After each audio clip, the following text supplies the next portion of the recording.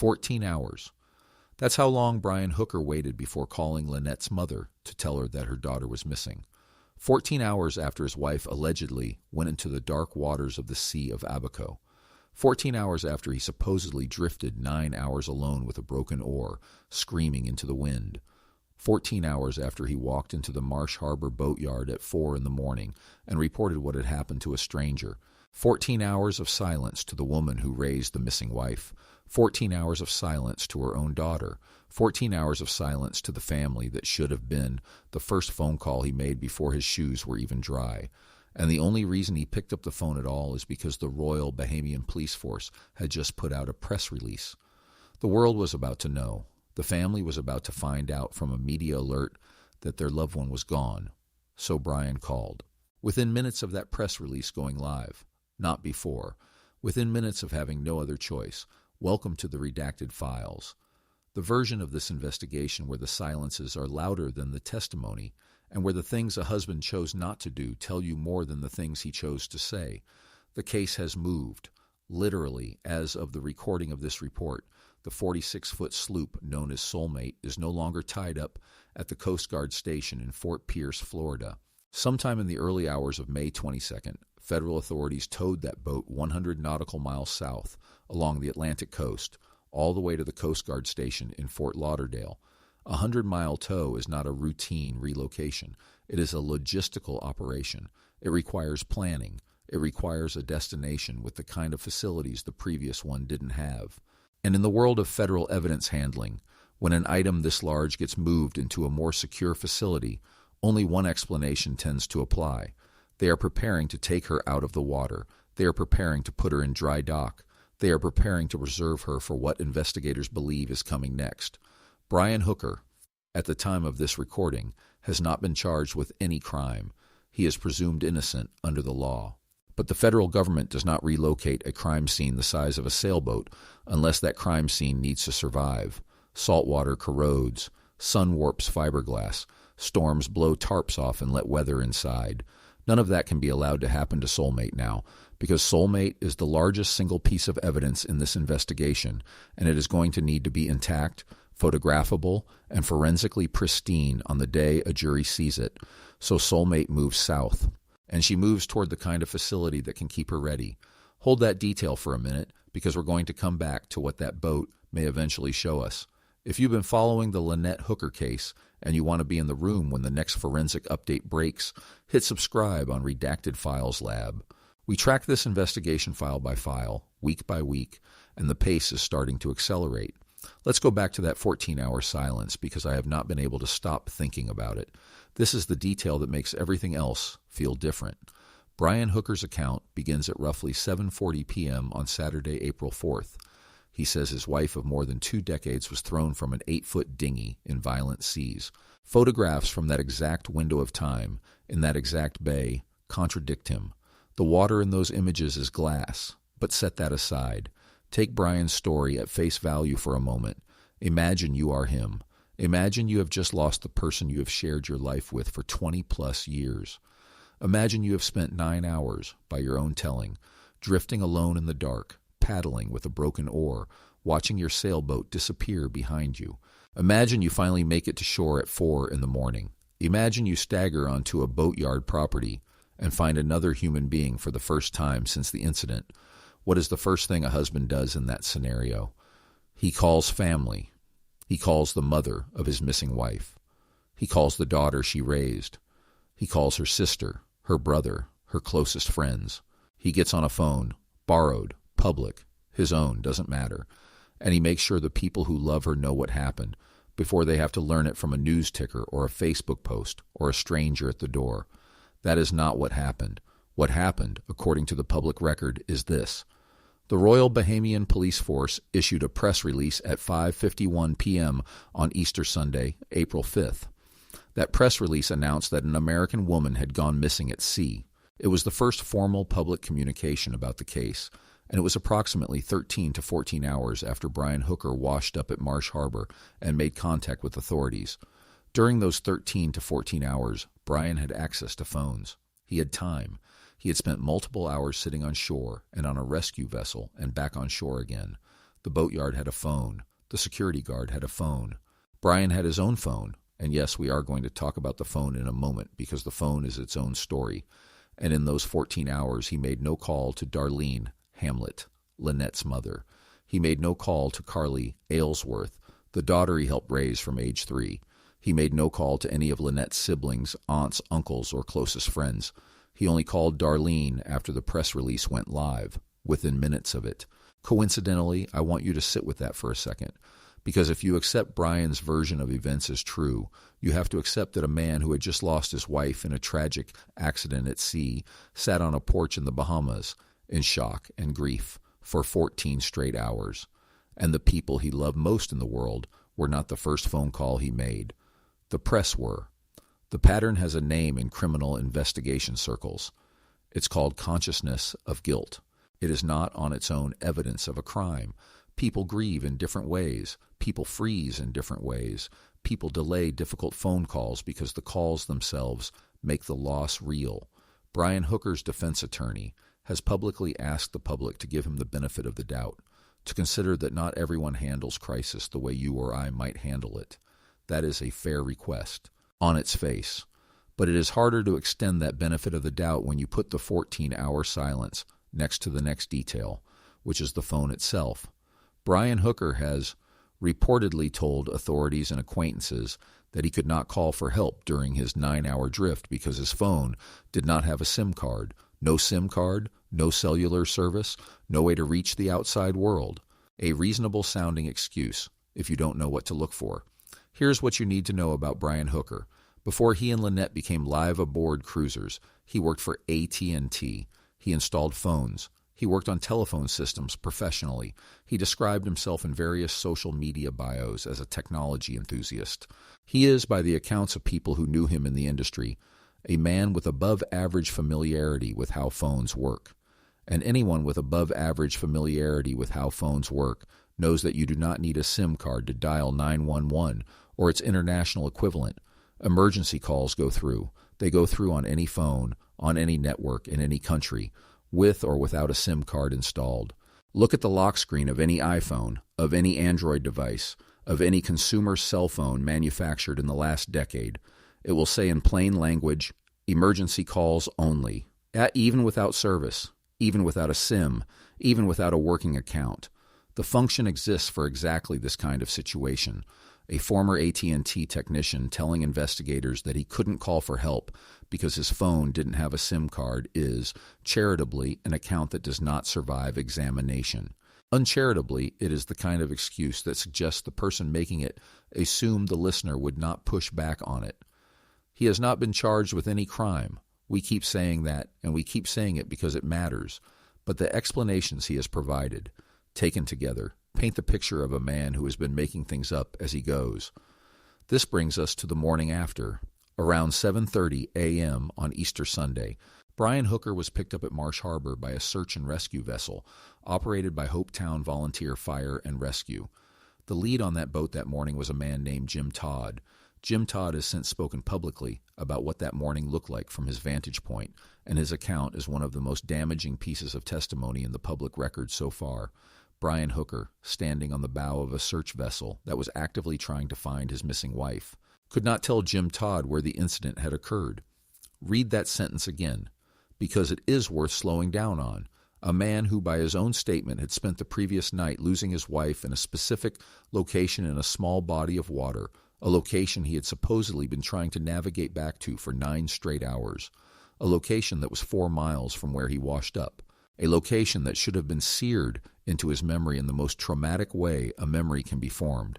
That man could not, the next morning, point to where it had happened. Jim Todd has described the interaction publicly. He says he stood beside Brian on the bow of the search vessel for around 10 minutes. He says he kept asking Brian the same kinds of questions, gently, repeatedly. Did it happen here? Did it happen there? Was she closer to land or closer to the sailboat? What direction did she swim? Jim Todd was not interrogating him. Jim Todd was a rescuer trying to do his job. He needed a starting point for the search. Brian Hooker, by Jim Todd's account, kept giving the same answer. He was confused. He was not sure. It was all so confusing. That is the word, by the way, confusing. A man who had just lived through what he claimed was the most traumatic event of his life kept describing the geography of it as confusing, not horrifying, not unbearable, not engraved on his soul forever. Confusing. If you have ever lost someone in a moment of crisis, you know that the geometry of that moment becomes permanent. You remember the exact angle of light. You remember which side of the room you were on. You remember the distance to the door. The brain encodes traumatic moments with more precision, not less. It is one of the cruelest tricks of memory. A man who could not point to a stretch of shallow Bahamian water and say with confidence, "This is where she went in," is a man whose recall of the event does not behave the way traumatic memory normally behaves. That does not by itself prove anything, but it is one more brick in a wall that is starting to get tall. Let's keep walking through that morning. Because what happens next is the moment investigators will eventually have to explain or defend in court, depending on how this case goes. After Brian failed to identify the location, the rescue vessel proceeded to Soulmate, the Hooker's anchored sailboat. Brian boarded. A police officer boarded with him. Together they went below deck for approximately 1 hour. The rest of the search and rescue team, plus other officers, waited topside, tied up to the sailboat, while Brian was below. 1 hour. I cannot tell you what happened in that hour because I was not there, and no public record has emerged that documents what was said or what was seen. I can tell you that in a federal investigation that hinges on the digital and physical evidence aboard that boat, an hour of unsupervised or minimally supervised access by the only living witness to a possible crime is the kind of detail that defense attorneys will scrutinize and prosecutors will have to account for. What was Brian doing during that hour? What did he touch? What did he move? What did he see that the rest of the team did not? None of those questions have public answers yet. All of them matter. By the time they returned to Marsh Harbor, gave statements to police, and the day was done, Brian Hooker had still not called Lynette's mother, still not called Carly, still not called family. Sometime during this stretch of hours, by all accounts that have surfaced publicly, he did make at least one phone call. He called his sister. His sister, based in Sacramento, California, would arrive in the Bahamas within 48 hours. CBS News footage from Tuesday, April 7th at 1 p.m. shows Brian Hooker walking through Marsh Harbor with his sister at his side, carrying the yellow dry bag he had reportedly washed up with. For perspective, the journey from a U.S. point of origin to Marsh Harbor typically requires multiple flights, a domestic flight to South Florida, a connection to Nassau, and a small commuter flight onward to Marsh Harbor. It is not a same-day trip. Brian's sister appears to have begun moving toward him almost immediately. You can read that detail two ways. One way is that a loving sibling dropped everything to support her brother in the worst moment of his life. That is a humane and entirely possible reading. The other way is that a brother who knew he was about to need help moved fast to summon someone who would help him.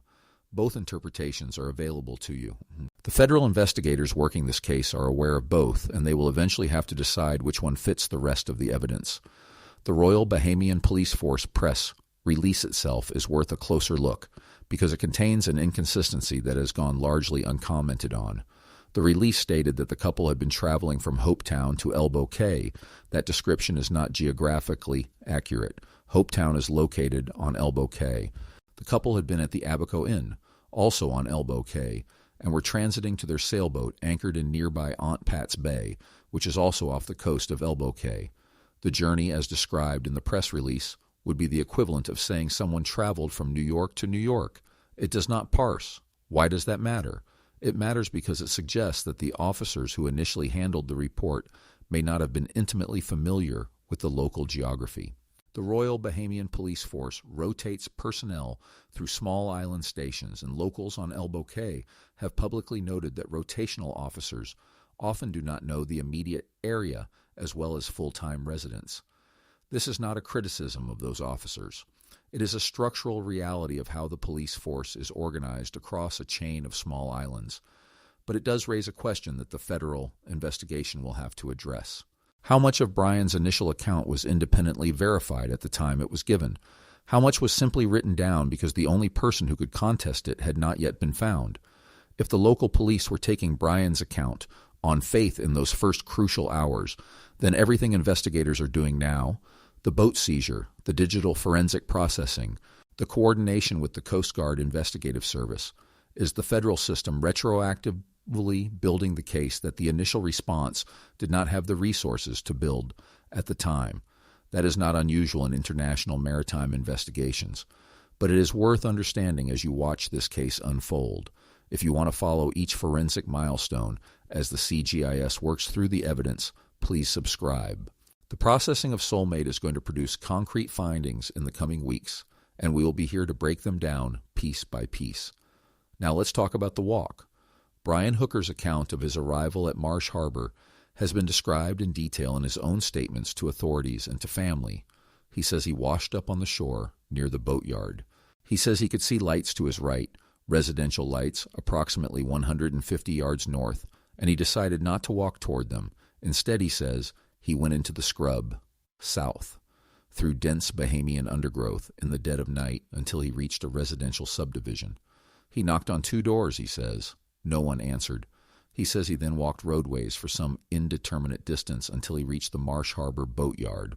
He says, along the way, a single passing car briefly stopped, looked at him, and drove off without helping.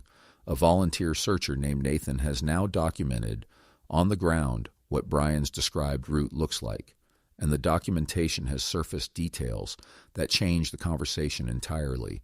The terrain between the shoreline and the inland subdivision is not just scrub, it is wetland, it is mangrove, it is ravines filled with standing water, and in some sections it is what can only be described as black sludge, a thick, gelatinous, biological sediment that accumulates in saltwater wetlands and behaves when stepped on, like a combination of mud, oil, and decomposing plant matter. It is the kind of ground material that does not come off shoes. It does not come off pants. It clings. It stains. It announces itself. Brian Hooker, when he arrived at the boatyard around 4 a.m. on Sunday morning, was reportedly wearing blue slide sandals, open-toed, open-sided, no protection against soft ground, no protection against insects, no protection against standing water, the kind of footwear designed for sun decks and bare feet between the dinghy and the cabin steps. If Brian Hooker had actually walked the route he described, through wetland, through mangrove, through sludge, through ravines, those slides would have been an unmistakable forensic artifact. They would have been coated, sole to strap, in dark biological matter. They would have stained the floor of any vessel he subsequently boarded. They would have been the first thing Jim Todd noticed when Brian stepped onto the search and rescue boat at 7:30 a.m. Jim Todd has been asked publicly what Brian was wearing. He remembers the slides, blue slides. He has not described them as filthy. He has not described any mud, any wetland sediment, any of the kind of marking that a walk through that terrain would have left.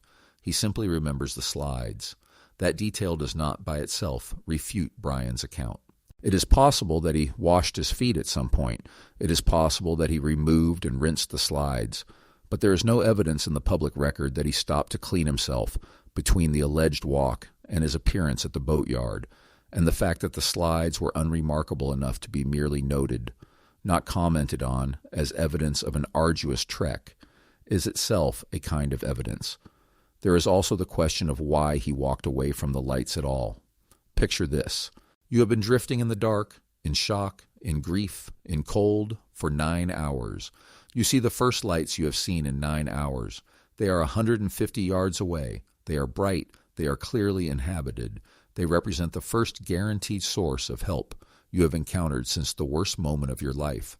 A reasonable to human being in that scenario walks toward the lights. Brian Hooker, by his own account, walked away from them.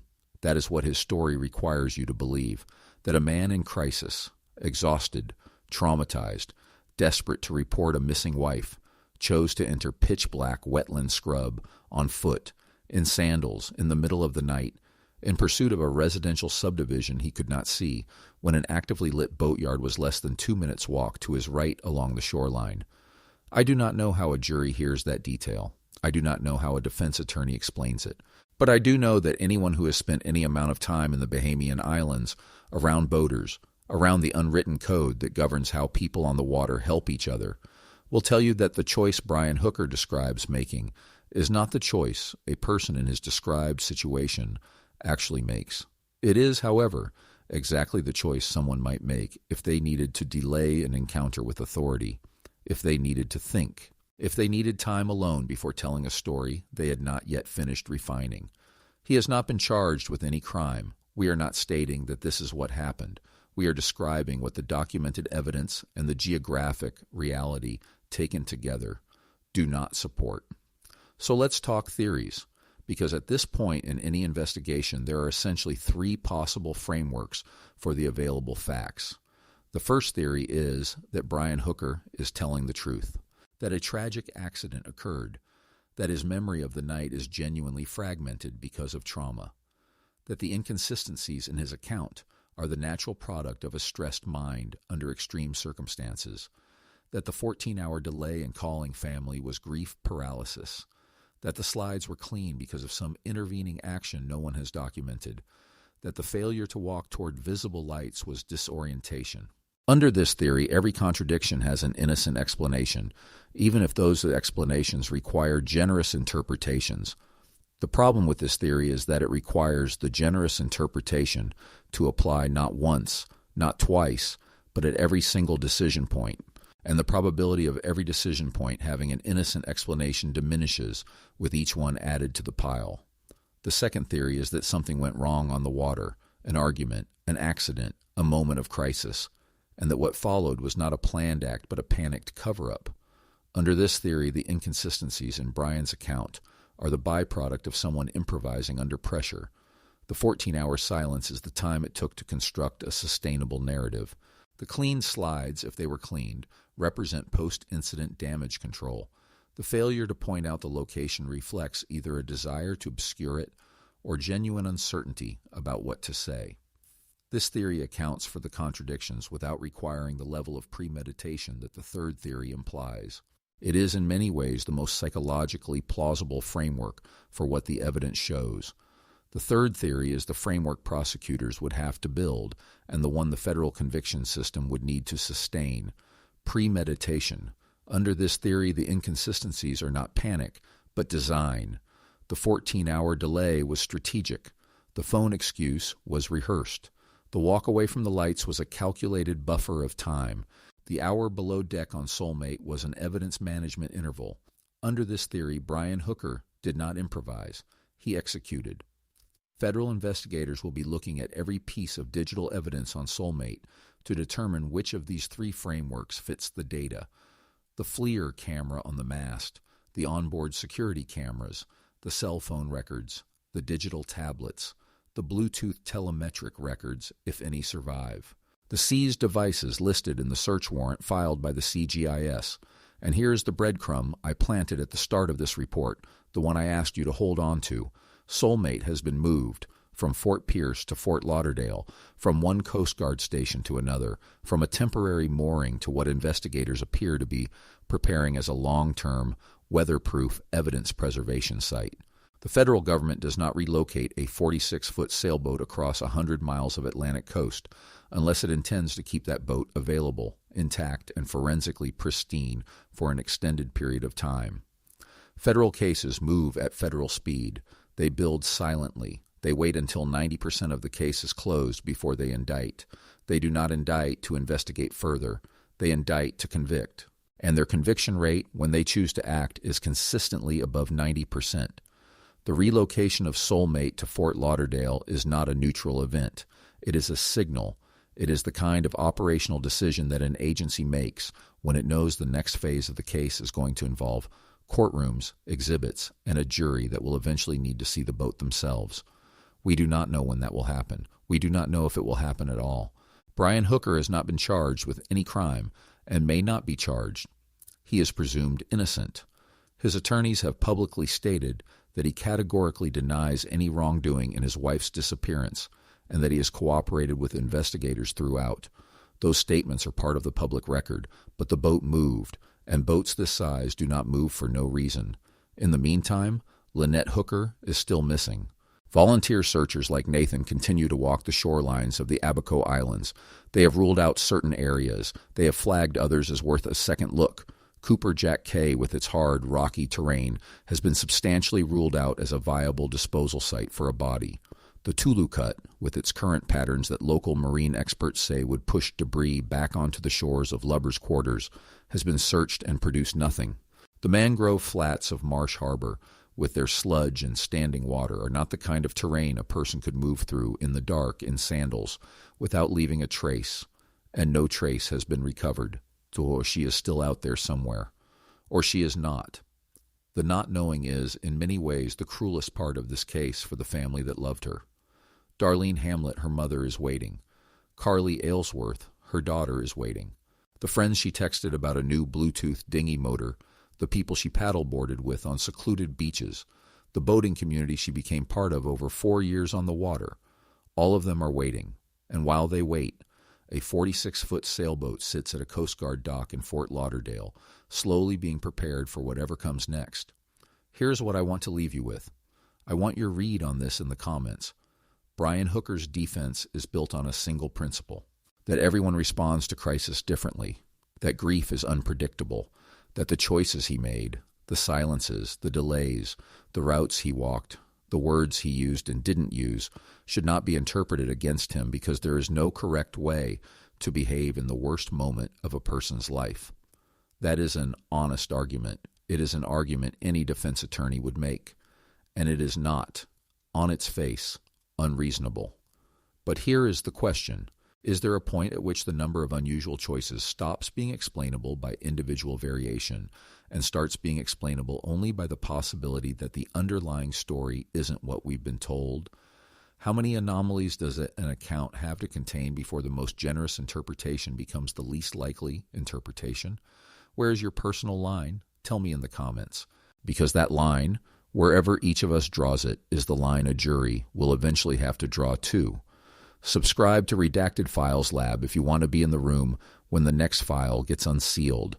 The boat is in Fort Lauderdale now.